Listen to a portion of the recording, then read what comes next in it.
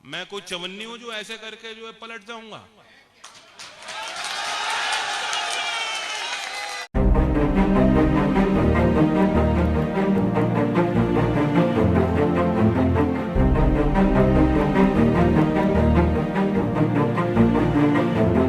क्या बीजेपी और ईडी के डर से जयंत चौधरी हुए भाजपा में शामिल? जयंत चौधरी का ईडी से हुआ मोहभंग, आखिर क्यों पलट गए पलटू राम?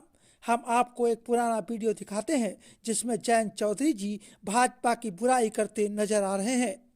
अब हम आपको एक पुराना वीडियो दिखाते हैं जिसमें जयंत चौधरी भाजपा को लगातार कोसते हुए नजर आ रहे हैं। खबर चलाई जा रही है कि एक बहुत बड़ी बैठक हुई दिल्ली में। ये लोग कहां गए थे जब लखीमपुर में किसानों को कुचला गया, रौंदा गया?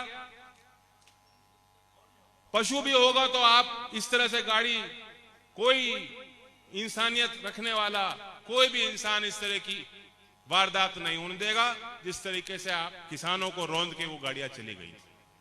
और आज भी वे लोग मंत्री बने बैठे हैं, आज भी सुशोभित किया जाता है उनको, मंचों पे उनका सम्मान रखा जाता है। ये लोग कहां थे जो आज आपसे उम्मीद कर रहे हैं, मुझसे उम्मीद कर रहे हैं?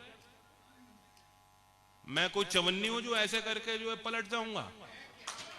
क्या भाजपा में आकर सब के सब सही हो जाएंगे?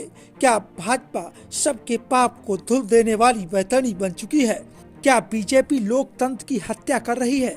इन सभी सवालों का जवाब आपको देना है, कौन सही है और कौन गलत। फिर भी हम आगे बात करते हैं जयंत चौधरी की, जो अभी अभी भाजपा में शामिल होने जा रहे हैं। पश्चिमी यूपी की राजनीतिक धुरी बने जयंत एनडीए से बातचीत की अटकलों के बीच सपा कांग्रेस मान मनोबल में जुटी हुई है। राजनीतिक गहमा गहमी के बीच रालोद की एनडीए में वापसी की प्रबल संभावना है। करीब 14 साल बाद भाजपा और रालोद के बीच हुई बातचीत को सकारात्मक माना जा रहा है। लोकसभा चुनाव से पहले वेस्ट यूपी की राजनीतिक धुरी जयंत चौधरी बन गए हैं। एनडीए के साथ बातचीत शुरू होने के बाद हर किसी की नज़र उन पर ही टिकी है कि उनका अंतिम फैसला क्या होता है, क्योंकि वेस्ट की अधिकतर सीटों पर जाट वोटर चुनाव को प्रभावित कर सकते हैं। इसको देखते हुए सपा व कांग्रेस के तेवर भी ढीले हुए हैं और वे भी जयंत को मनाने में जुटे हुए हैं।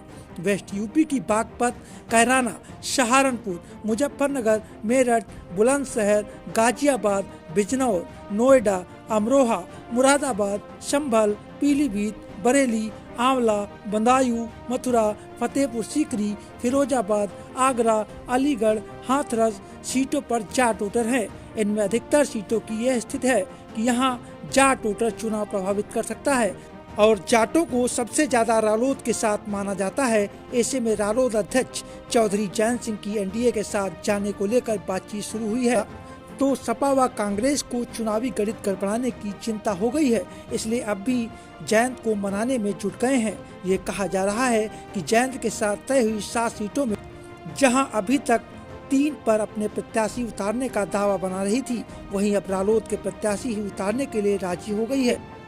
जबकि कांग्रेस भी राजस्थान में एक लोकसभा सीट देने को तैयार है, लेकिन अब हर किसी की नज़र जयंत पर टिकी है कि वह किस तरफ रुख कर सकते हैं। हैंडपंप से भावनात्मक रूप से जुड़े, इसलिए इस निशान की चाहत रालोद पार्टी व नल के निशान के साथ काफ़ी सीटों पर जाट भावनात्मक रूप से जुड़े हुए हैं।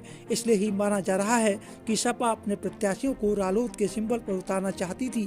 वह कैराना, मुजफ्फरनगर, बिजनौर सीट पर अपने प्रत्याशी को रालोद के सिंबल पर उतारने की पूरी तैयारी कर चुके थे। इस पर ही विवाद बढ़ा और सपा का यह दांव उस पर ही भारी पड़ गया। एनडीए संग गए तो छपरौली में जल्द बड़ा कार्यक्रम होगा। जयंत अगर एनडीए के साथ चले जाते हैं तो छपरौली में जल्द ही बड़ा कार्यक्रम होगा, जिसमें पूर्व केंद्रीय मंत्री चौधरी अजीत सिंह की मूर्ति का अनावरण होगा और वहां पूर्व प्रधानमंत्री चौधरी चरण सिंह को भारत रत्न देने की घोषणा हो सकती है। इसके साथ ही हरियाणा यूपी को जोड़ने के लिए यमुना पर बने पुल का उद्घाटन हो सकता है। Bureau report, the Rajdan TV.